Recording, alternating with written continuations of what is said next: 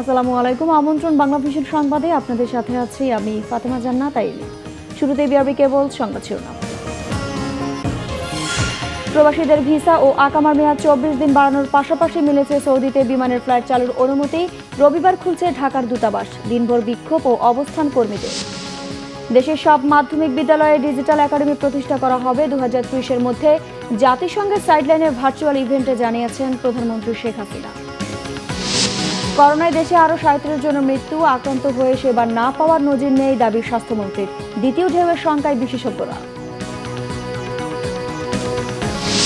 কমছে এনে পেঁয়াজের ঝাঁজ, বাজারে ক্রেতার সংখ্যা কম। দাম বৃদ্ধির জন্য সিন্ডিকেটকে দায়ী করলেন ভোক্তা অধিকার সংরক্ষণের ডিসি।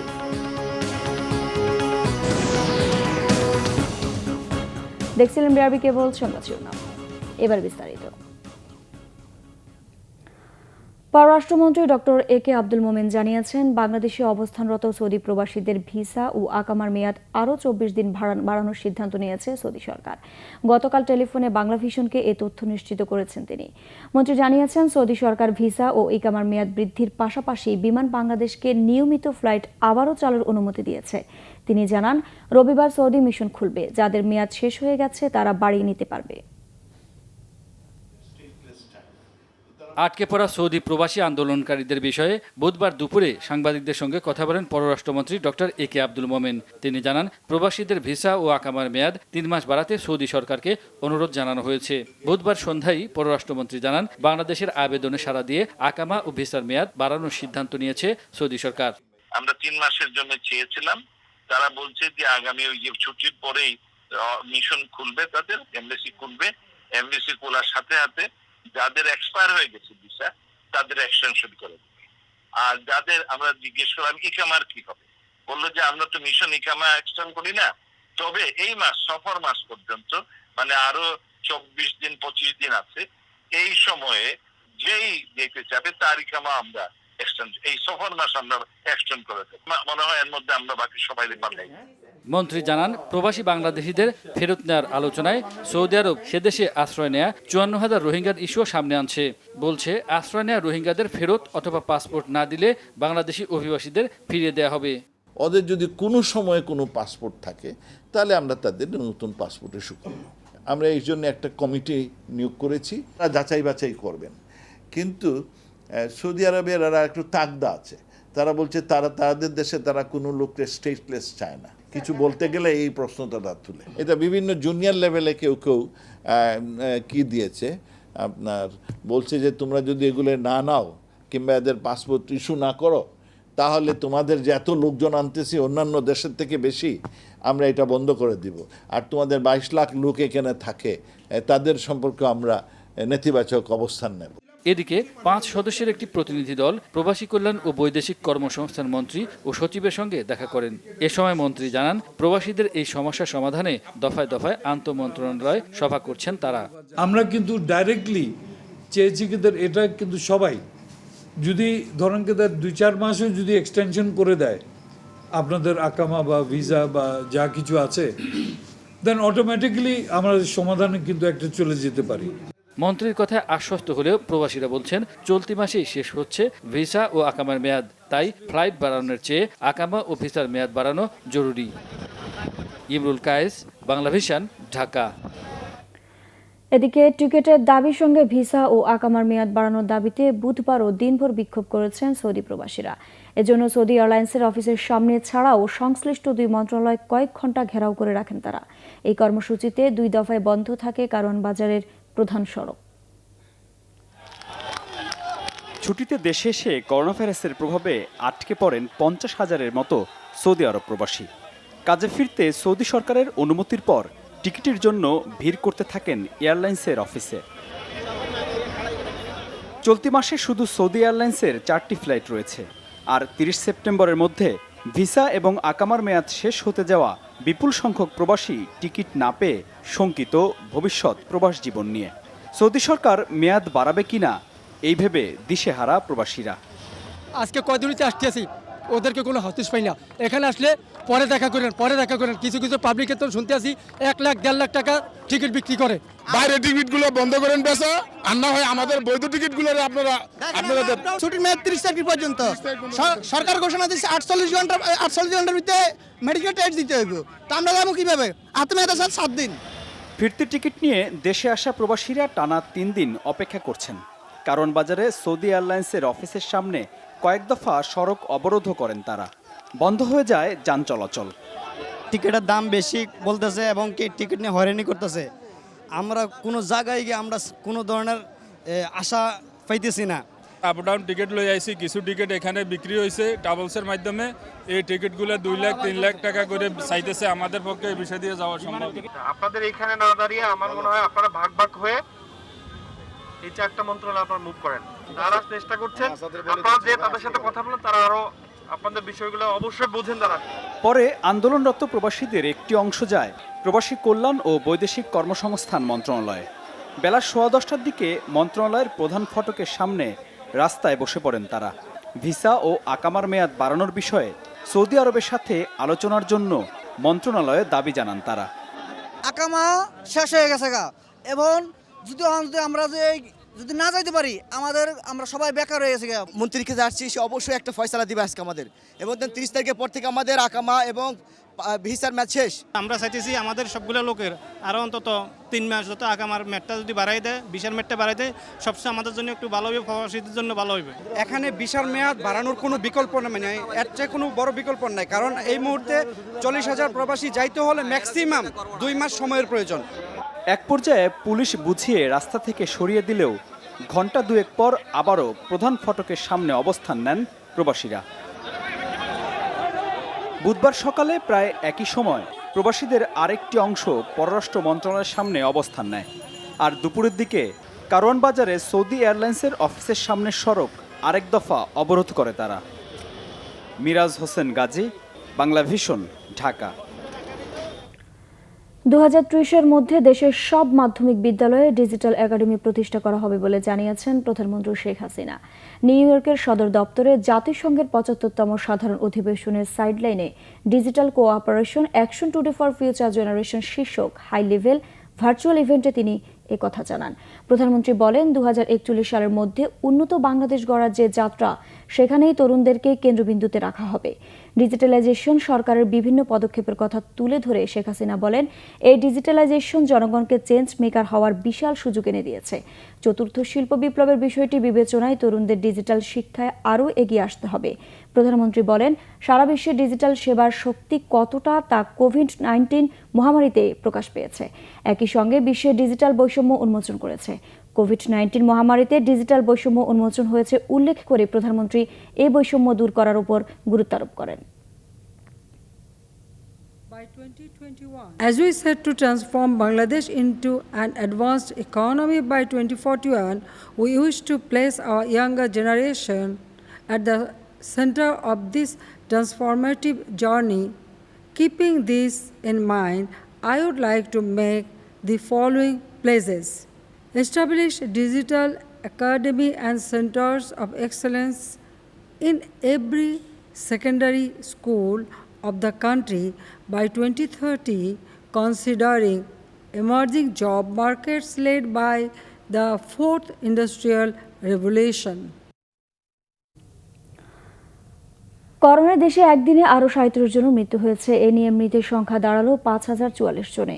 বুধবার স্বাস্থ্য মন্ত্রণালয়ের প্রেস বিজ্ঞপ্তিতে জানানো হয়, একদিনে 14,150টি নমুনা পরীক্ষায় 1,666 জনের করোনা শনাক্ত হয়েছে। এ নিয়ে দেশে মোট শনাক্তের সংখ্যা দাঁড়ালো 3,52,287 জন। মারা যাওয়া 37 জনের মাঝে 24 জন পুরুষ ও 13 জন নারী। গত 24 ঘন্টায় সুস্থ হয়েছেন 2,163 জন। মোট সুস্থ হয়েছেন 2,62,953 জন। দেশে করোনা শনাক্তের হার 11.77%, সুস্থতার হার 74.64 ও মৃত্যুর হার 1.43%। স্বাস্থ্যমন্ত্রী জাহিদ মালিক বলেছেন, দেশে করোনা হয়েছে কিন্তু সেবা পাননি এমন কোনো নজির নেই। করোনা নিয়ন্ত্রণে বিশ্বে বাংলাদেশ উদাহরণ সৃষ্টি করেছে বলেও দাবি করেন তিনি।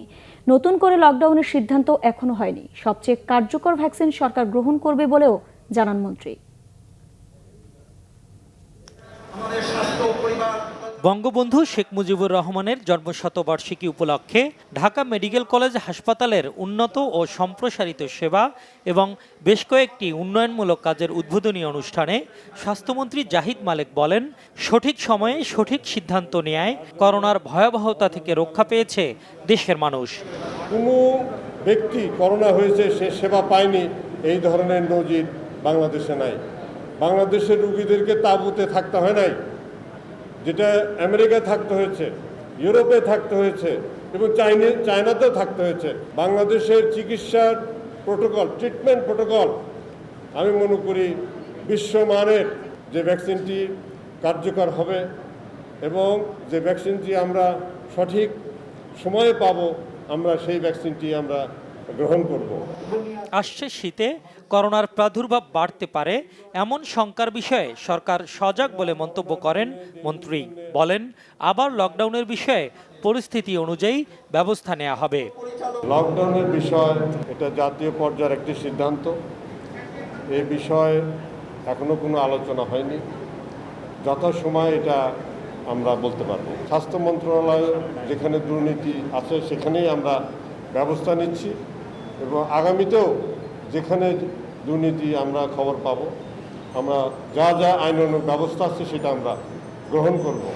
পরে নতুন ভবন ও সম্প্রসারিত ইউনিটগুলোর আনুষ্ঠানিক উদ্বোধন করেন স্বাস্থ্যমন্ত্রী। মিজানুর রহমান সবুজ, বাংলাভিশন, ঢাকা। আসছে শীতে করোনার সম্ভাব্য দ্বিতীয় ঢেউ নিয়ে শঙ্কিত বিশেষজ্ঞরা। তারা বলছেন, এই ঢেউ থেকে বাঁচতে হলে এখনই কার্যকর পদক্ষেপ নিতে হবে। এজন্য সবাইকে স্বাস্থ্যবিধি মানতে বাধ্য করতে হবে, উৎসাহ দিতে হবে বেশি বেশি টেস্ট করানোর জন্য। সঠিক চিত্র পেতে জরিপ চালিয়ে করোনার বৈশিষ্ট্য ও ধরন নির্ধারণের উপর গুরুত্ব দেন বিশেষজ্ঞরা।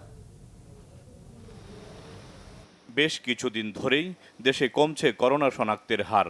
স্বাস্থ্য অধিদপ্তরের তথ্য বলছে, গত এক মাসে পূর্বের মাসের তুলনায় রোগী কমেছে প্রায় 25%, আর শনাক্তের হার কমেছে 7.44%। শনাক্তের হার কিছুটা কমলেও গত এক মাসে বেড়েছে মৃত্যুর হার। 22 আগস্ট যেখানে মৃত্যুর হার ছিল 1.34%, সেখানে এক মাসের ব্যবধানে তা বেড়ে দাঁড়িয়েছে 1.42%। আর করোনায় মৃতের সংখ্যা 5,000 ছাড়িয়েছে।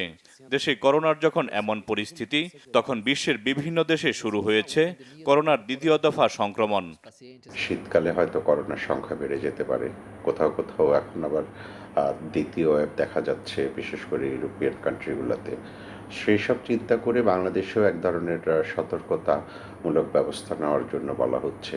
এবং আমাদের শীতকালে যেহেতু শ্বাসতন্ত্রের অনেক রকমের সংক্রমণ হয়, সেটার সাথে যদি আবার কোভিড-19 যোগ হয়, তাহলে আমাদের একটা জটিল ঝুঁকিপূর্ণ অবস্থা তৈরি হতে পারে।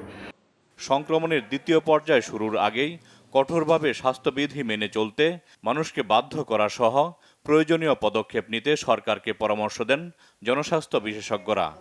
দ্বিতীয় ঢেউটি আসার আগে আমাদের যে কাজগুলো করতে হবে, তার মধ্যে অন্যতম হচ্ছে সবাইকে কঠোরভাবে স্বাস্থ্যবিধি মেনে চলতে হবে। মানুষজনকে টেস্ট করার জন্য উৎসাহিত করতে হবে, এই জন্য একটি টেস্ট বান্ধব পরিবেশ তৈরি করতে হবে। তৃতীয়ত, তৃণমূল পর্যায় পর্যন্ত অ্যান্টিজেন টেস্টের লভ্যতা, প্রাপ্যতা নিশ্চিত করতে হবে। চতুর্থত, সারা দেশে একটি করোনা জরিপ করে এর বৈশিষ্ট্য, ধরন, গতি, প্রকৃতি, ব্যাপৃতি, বিস্তৃতি এটিকে নির্ধারণ করতে হবে এবং সেই অনুযায়ী ব্যবস্থা নিতে হবে। মানুষের মাঝে যে ঢিলেঢালা ভাব দেখা যাচ্ছে, তাতে হঠাৎ করেই করোনার ভয়াবহ বিস্ফোরণ হতে পারে বলে আশঙ্কা জনস্বাস্থ্য বিশেষজ্ঞদের। জাহাঙ্গীর আকন্দ, বাংলাভিশন, ঢাকা। পেঁয়াজের দামে আপাতত লাগাম টানার লক্ষণ নেই। দাম বৃদ্ধির কারণে ক্রেতারাও খুব একটা বাজারমুখী হচ্ছেন না। যদিও বিক্রেতা বলছেন, ক্রেতারা বাজারমুখী হলেই দাম আরও বেড়ে যাবে। এদিকে ভোক্তা অধিকার সংরক্ষণ অধিদপ্তরের মহাপরিচালক সিন্ডিকেটকে দায়ী করেছেন পেঁয়াজের দাম বৃদ্ধিতে। আমদানিতে শুল্ক 5% প্রত্যাহার ও বাজার তদারকি সহ নানা উদ্যোগেও এখনও পেঁয়াজের দামে ঊর্ধ্বমুখী ভাব কাটেনি। গত কয়েকদিন প্রতিদিনই দাম বেড়েছে। যদিও পেঁয়াজের মূল্যবৃদ্ধির কারণ ও বিদেশ থেকে পেঁয়াজ আসলে দাম কমে যাবে, এমন না সে ক্রেতাদের বাজারে যাওয়ার প্রবণতা কম। কাস্টমার হলে তো একটু বাজার নড়া দিবেই, কাস্টমার নাই থাকলে বসে থাকলে লস হয়ে বেচা লাগতেছে। লস দিয়ে বেচতেছি, আমরা কি করবো, কত সময় বসে থাকবো। কাস্টমার তো সব বাসাতন বাড়াইতেছে না, এখন মাস শেষ, টিয়া পয়সা শেষই না কি বুঝতেছি না কিছু, না পেঁয়াজের দাম দিয়ে কিনতেছে না। এলাকার হাটে দাম মানে বাজার বেশি, কিন্তু এই জায়গায় কোনো কাস্টমার নাই, 80-র উপরে বিক্রি করা যায় না। অবশ্য যাদের খুব প্রয়োজন এমন ক্রেতারই দেখা মেলে বাজারে। পেঁয়াজ তো বাইরে থেকে আসতেছে, তারপরে পেঁয়াজের দাম এখন এত বেশি দামে তো পেঁয়াজ কেনা ভাই সম্ভব না ভাই, এখন না কিনে অমনি চলে যাচ্ছে বাসায়। কালকে বেচতে পারিনি, 80 টাকাও খায় না, এখন সেই পেঁয়াজ আজকে বেচতেছি সেই 80 টাকা। এদিকে পেঁয়াজের মূল্যবৃদ্ধি নিয়ে ব্যবসায়ীদের সাথে বৈঠক করেছে ভোক্তা অধিকার সংরক্ষণ অধিদপ্তর। এই সময় অধিদপ্তরের মহাপরিচালক বলেন, দাম বৃদ্ধির যৌক্তিক কারণ খুঁজে পাওয়া যায় না। পেঁয়াজ ধরে না রেখে আস্তে আস্তে, এই হিসাবেও আমাদের 5 লক্ষ টনের বেশি পেঁয়াজ শুধু আমাদের দেশি কৃষক, দেশি ব্যবসায়ীর কাছে মজুদ আছে। ক্রাইসিস বলতে কোনো শব্দ আসলে নাই, কিন্তু আমরা সাময়িকভাবে ক্রাইসিস তৈরি করে ফেলি। অতি মুনাফা প্রবণতা থেকে বের হতে ব্যবসায়ীদের প্রতি আহ্বানও জানান ভোক্তা অধিকার সংরক্ষণ অধিদপ্তরের মহাপরিচালক। GM Ahsan, Bangla vision, Dhaka. NSI ও র্যাব 3-এর যৌথ অভিযানে মানব পাচারের অভিযোগে রাজধানীর কাফরুল থেকে 3 জনকে আটক করা হয়েছে। চক্রটি ব্রুনাই পাঠানোর কথা বলে 400 জনের কাছ থেকে হাতিয়ে নিয়েছে 3 কোটি টাকা। মানব পাচার চক্রের সাথে সরকারি প্রতিষ্ঠানগুলোর কেউ জড়িত থাকলে আইনের আওতায় আনার হুঁশিয়ারি দিয়েছে র্যাব। ভাগ্য বদলের স্বপ্ন নিয়ে অনেকেই পাড়ি দিচ্ছেন বিভিন্ন দেশে, সেই সাথে প্রতারণার শিকার হয়ে বিদেশ থেকে দেশে ফিরছেন অনেকে, হচ্ছেন সর্বশান্ত। বিদেশে লোক পাঠিয়ে প্রতারণার অভিযোগে মঙ্গলবার রাতে রাজধানীর কাফরুল থেকে 3 জনকে আটক করে র্যাব। সেই সাথে টিকাটুলি র্যাব 3 সদর দপ্তরে ভিড় করেন ভুক্তভোগীরা। আমি 4টা বই দেই ব্রুনাই ভিসা করার জন্য, এবং বইয়ের সাথে 50,000 টাকাও দেই, কিন্তু আমাকে বই ফেরত দিচ্ছে, কিন্তু আমাকে ভিসা দেয়নি এবং টাকাও দিচ্ছে না। 3,20,000 টাকা তাকে দেই যে আমার বাইরে নিয়ে একটা কাজকর্ম দেবে। আমরা কিছুই জানি না, আমাদের বলছে নড়াইলের সাবেক এমপি হ্যার যে টাকা দিছি, হ্যার অফিসে যে সুরিয়া গ্রুপে যে টাকা দিছি, টাকা দিলে আমাদের বিদেশ পাঠায় কোনো আমাদের 3-4 দিন কোনো খোঁজই নেই। 62 দিন ছিলাম, 62 দিনের ভিতরে কোনো খাওয়ান দেয় নেই। এই চক্রটি এরই মধ্যে হাতিয়ে নিয়েছে বিপুল পরিমাণ অর্থ, প্রতারণার কৌশল হিসেবে বেছে নিত সরকারি দলের লেবাস। র্যাব 3 এবং জাতীয় নিরাপত্তা গোয়েন্দা সংস্থা NSI যৌথ গোয়েন্দা কার্যক্রম পরিচালনা করে।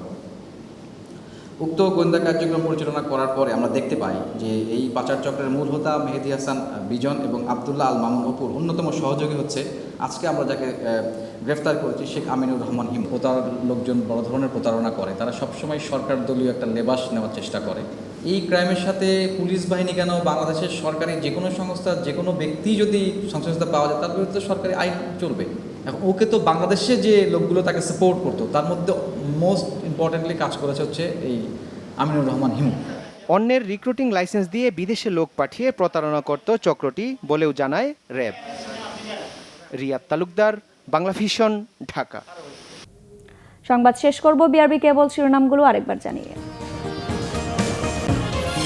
প্রবাসীদের ভিসা ও আকামার মেয়াদ 24 দিন বাড়ানোর পাশাপাশি মিলেছে সৌদিতে বিমানের ফ্লাইট চালুর অনুমতি। রবিবার খুলছে ঢাকার দূতাবাস, দিনভর বিক্ষোভ ও অবস্থান কর্মীদের।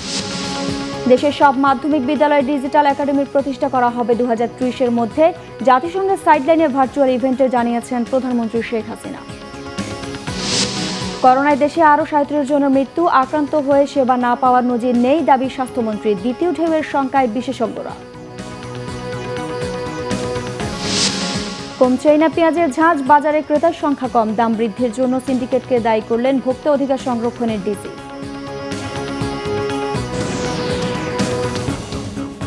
দর্শক, এ ছিল এখনকার মতো। পরের সংবাদ সকাল 10টায়, এর আগে 9টায় রয়েছে নিউজ টপ 10 দেখার আমন্ত্রণ রইল। এছাড়া বাংলা ভিশন সংবাদ ও সংবাদ সংশ্লিষ্ট অনুষ্ঠান দেখতে লগ ইন করুন facebook.com/বাংলাভিশন এবং সাবস্ক্রাইব করুন youtube.com/বাংলাভিশন নিউজ। এতক্ষণ সাথে থাকার জন্য ধন্যবাদ সবাইকে।